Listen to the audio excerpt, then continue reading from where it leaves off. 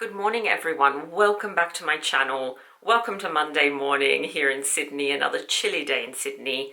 Today I'm going to give you a little behind the scenes glimpse at what my Monday morning routine looks like.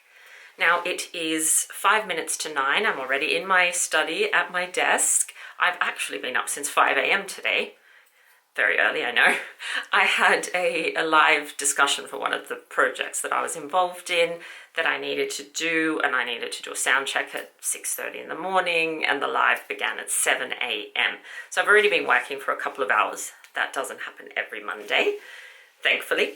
So what I'm going to do now, and I think I mentioned this in one of my other behind the scenes videos, I like to get organized for the week. So I like to look at my calendar, have a look at what's coming up, what talks I have, what recordings, what projects need to get done, and then I write out a to-do list.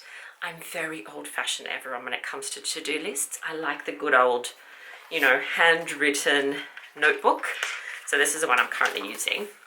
This was designed by Catherine Holman, wonderful Catherine Holman, and she designed this for part of the welcome package for the course I'm running this year, which is 365 Days with the Tudor Queens.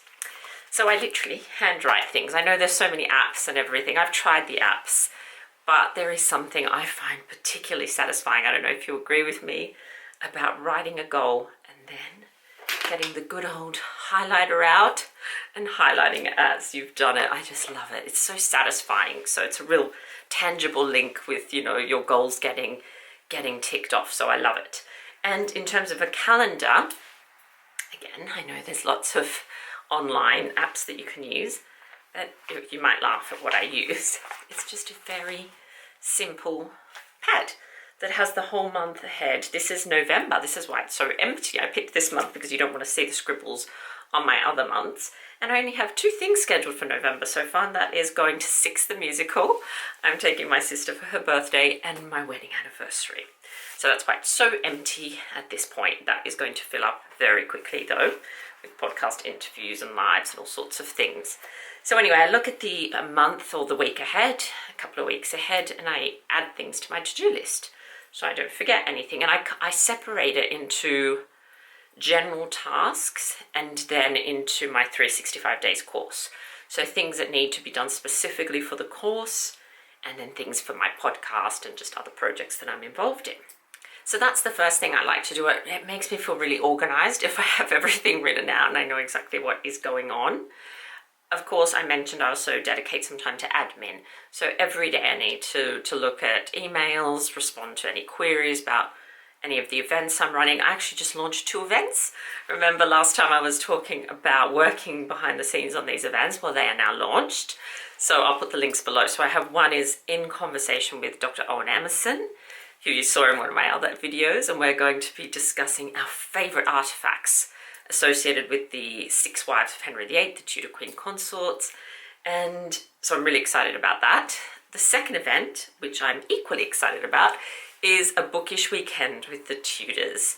So if you're a bibliophile and you're a Tudor history lover, this is unmissable. There are 7 installments, 6 pre-recorded lectures, 1 live discussion, all around bookish themes, like the start of the printing press, the books of the Tudor Queens. We're looking at all sorts of things. So I'll pop the link below if that's of interest to anyone. So I need to obviously make sure I'm responding to anybody's queries. People ask me all sorts of things about online events and just liaising with the speakers. Obviously the marketing side of that now is what's going to take a lot of my time, promoting it, all that kind of fun stuff. So now I'm going to start working on my to-do list. I'm going to check emails and I will come back to you very soon. Before we do anything else, let's make a mocha. I'm completely obsessed with these at the moment. It's the sugar-free option. It's still delicious. Yeah, absolutely love them. So let's make one.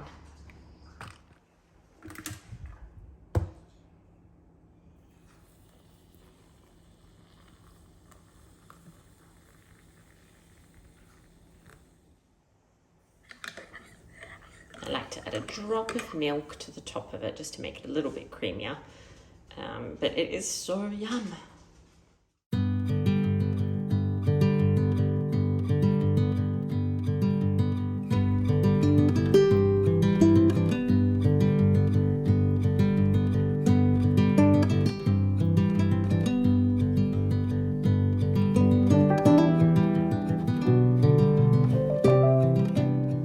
So the other thing that I forgot to mention that I do either on a Sunday night or a Monday morning is think about what social media posts I need to publish this week. So, and up until about a week ago, I was very kind of haphazard with my posting and just posted whenever I felt like it. But I am trying to use some strategies that have been suggested to me in a course that I'm doing. And these are specifically for Instagram. Now, because most of my followers, most of my audience is actually in the US and the UK, it means that optimal time for me to post is when I'm asleep, of course, when it's nighttime here in Sydney. So what I'm trying to do is be more organized in terms of not just the content, but the time that I'm posting. And it does appear that the time you post is very important, and consistency is important for growing those sorts of communities. So I'm trying to be more consistent. Last week I tested out posting at 9 p.m, so my 9 p.m. In terms of insights, that's actually the third or fourth most popular time.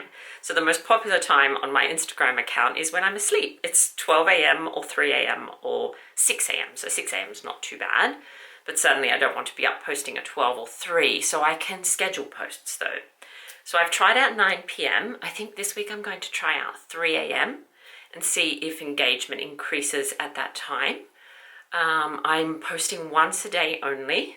It's another strategy I've been recommended at the same time, although I'm changing from last week just to see if this is a better time for me.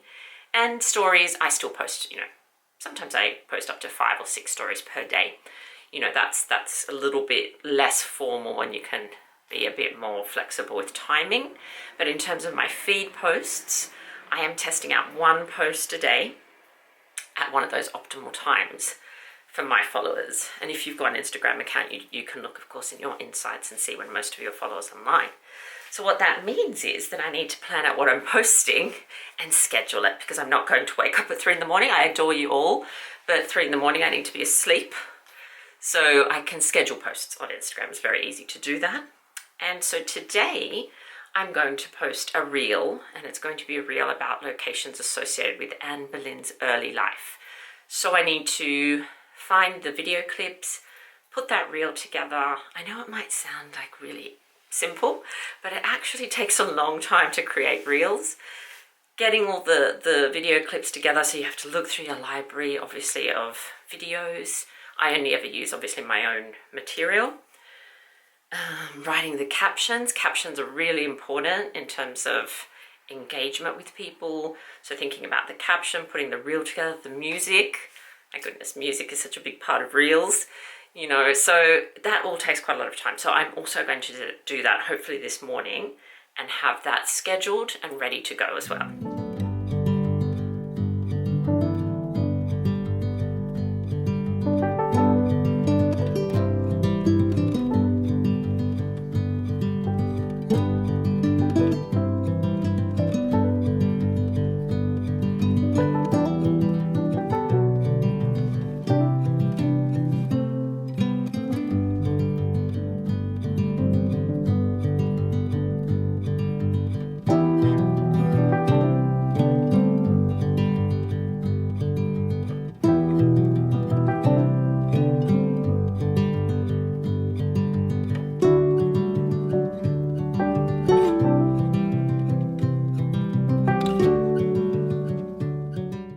So I just popped into the post office to send a copy of my book to a lovely lady in the UK. So sometimes people request autographed copies of my book, and if I've got copies, I'm quite happy to sell them. The postage, though, from Sydney overseas is just ridiculous. It is so expensive. But, sometimes people are really keen to get a signed copy for their collection, which is just so lovely. So I'm always happy, of course, to do it. So I've just done that. It is already after 1 o'clock, so the morning just flew by. I did tick off everything I wanted to do. I've got the reel ready to go. I did some admin, emails, all that sort of stuff. So I'm happy that I've got all that done. And now I'm just going to pop into my sister's house for a cup of tea and to say hello to her.